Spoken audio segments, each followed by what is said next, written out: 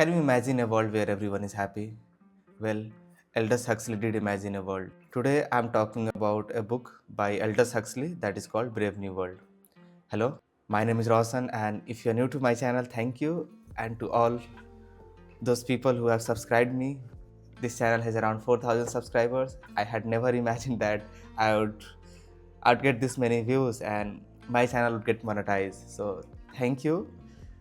I know that my book talks don't get much views, but this is what I love doing. I love to read books, I love to talk about them, and I know for a fact that most of my audience who are new to this channel, they want me to teach them English. So I'm going to start a series of videos where I will be talking about different aspects of learning this language, and I'll be providing them vocabulary or roadmaps or even rules, whatever they want. But I have planned a few videos especially for my books, and let's see how it goes. So, why did I decide to read? In my final year of graduation, I had to study about this author, Huxley. I didn't have to read this book, but this book and his background fascinated me a lot.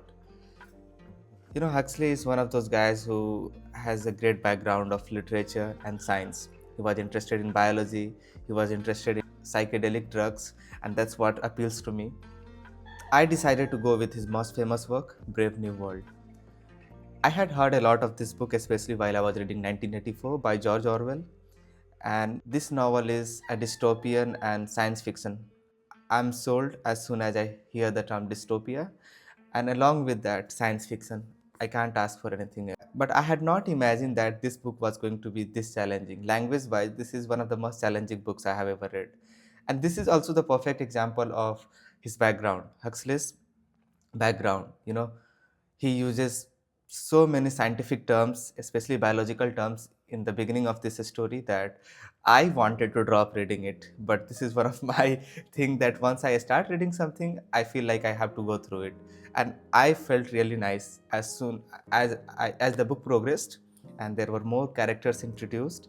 I I was happy that I didn't stop reading it. This book is compared a lot with George Orwell's 1984, but this was written earlier than his writing. And both of the authors are visionary. I mean, the way they have predicted future, most of their predictions are coming true. It's not quite explicit, but metaphorically they did. And it is true. I'm going to compare whatever is going in our life, and this book deals with that instant gratification that like most of us, almost everyone is going through. And the term even using your smartphone everywhere is a kind of dystopian term. I feel like it's just so scary, and it's quite ironic that I'm talking about this technology, using this technology, but we are living in that kind of world. Let's talk about this book. Why I mentioned that it was really challenging, because I'm more of a character. I enjoy reading about characters more. And if I'm reading a fantasy book, I do love the world and how certain powers work in a certain world. But here, the half of the book is about the world. It's not about the characters. And the book which is set in this world is called World Estate. So there are a few top guys, who manages this world estate. One of them is taking a tour with some students, some newborn students, tour like a museum and showing students or some other people that how all of these things work. I mean, the world, how they manufacture babies through eggs, and how there is a hierarchy. Even in an utopian society, there is a hierarchy. In this book, there are a few terms are mentioned, like soma. It's a kind of drug that people use to forget about all of their emotions. There is no concept of mother and father. There is no relationship. Everyone belongs to everyone. What does it mean? There is no concept of relationship. That's what I mentioned earlier. Humans are manufactured in a lab, so there is no concept of relationship. Everyone belongs to everyone, and there is no other thought apart from happiness. Whenever they are feeling anxious, they are provided with soma, and soma takes care of everything. They are distracted, they go into uh, this state of mind where they just feel nice. Social media, I guess. As soon as they are taken out of that lab, they are put into a classroom where they go through hypnotization and psychology. All the psychology terms are used. They are hypnotized with everything. And yeah, once they get out of it, they don't have any thoughts. They have no choice but to follow the hierarchy which is already built there. But out of everyone, there are a couple of people in that world who feels different, and they think that they're not leading a perfect life. And it's also because of the hierarchy there. Our I won't say he's the main character, because as I mentioned that this book is not character centric, but there is this character Bernard Marx, who belongs to that top hierarchy, but because of his physical disability, he has a few defects in his body, and because of that, people of that world makes fun of him, and he is always conscious of it.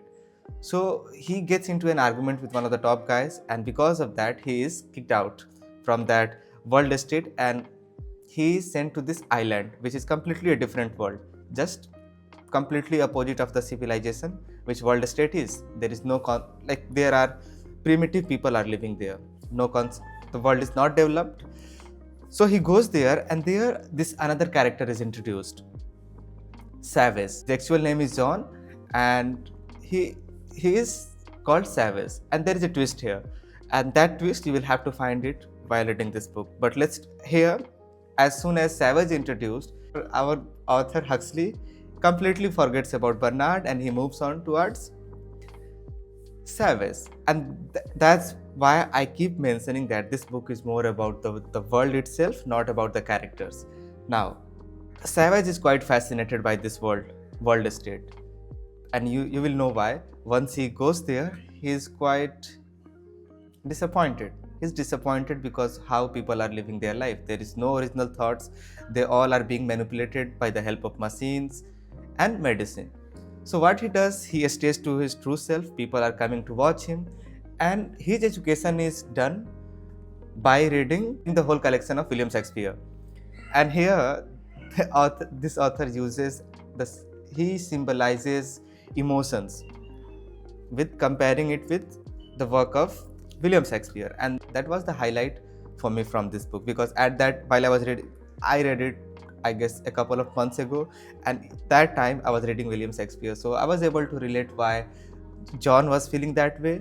Even in that world, there people could not get rid of religion. Instead of traditional religions, there was this term called Ford, the creator of that world, and in every way they were using Ford. And the term I mentioned earlier about Huxley being a visionary, that's true, because we are into that world where we want everything instantly. Then because this is how our brain is constructed now, we just can't stay away from social media, and that's becoming our soma.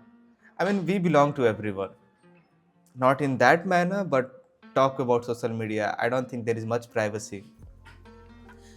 I should not be talking about it, honestly, because I'm one of those users who can't stay away from social media. But I totally get why this book and 1984 were just so ahead of their time. I mean, the way they predicted in 1984, there was just a lot of torture, and in Brave New World, there is just a lot of pleasure. And this book makes more sense.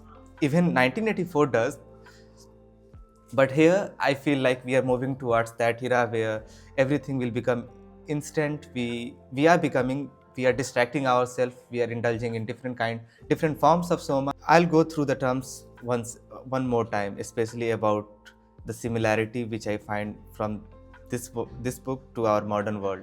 You know, especially the term dystopia. It feels like I always feel that we are going through that, and maybe from a different lens.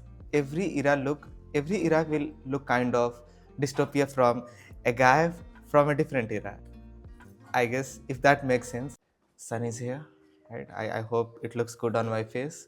So the similar first one, instant gratification. Second, escapism, not giving much time and escaping through social media, medicine. There are a lot of options we have now, don't we? And I really like this term, emotional engineering. We are manipulating and engineering our emotions, aren't we? And the most relevant one, mindless consumption. We are in that era, right? And I had written this thing. Let me read it for you. So that this is a term, machinery, medicine is equal to happiness, happiness is equal to civilization. So, universal happiness, is it even possible? Just remove art and science, maybe that is, and just let other thoughts get deleted out of your brain, manipulate it with the help of medicine and technology, and see. These are my favorite lines from this book. There is this argument, final argument going between the main character, Savage, and one of the main guys from World State. Savage says, "But I don't want comfort. I want God. I want poetry. I want real danger. I want freedom. I want goodness. I want sin." It is amazing to romanticize with them, but boy, I can't stop thinking about all of these lines. I think it's ironic that I like this line because whenever I'm reading these lines, I feel I do want to become one of those person, but indulgence, social media makes me compare a lot, but I want to stay away from all those negativity and comparison. So do I recommend this book? Of course I do, but only to those people who are ready to go through that first half of the book, one who is ready to accept the difficulties. I mean, this I told you earlier that it depends on your comprehension skills. It was challenging for me, so language wise it's a bit difficult, but I highly recommend this. And if you have watched this video this far, thank you for watching. Please leave a comment what you think of this video and whether you have read this or not. And please let me know if you have anything that you want from my channel that I should make video about. And I really look forward to your comments. Thank you for watching, and if you have watched, please like and subscribe. Thank you. Bye.